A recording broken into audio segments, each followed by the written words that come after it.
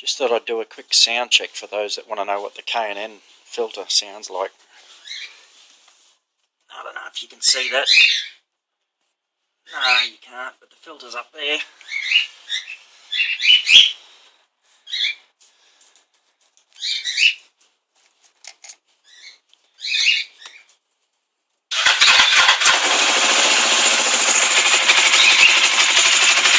This is just idle.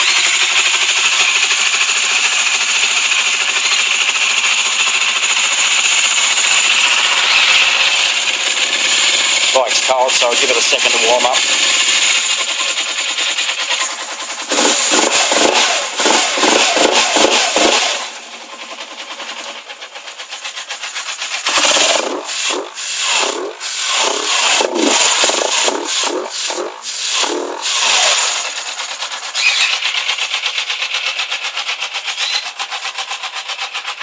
It's just got the standard exhaust on there.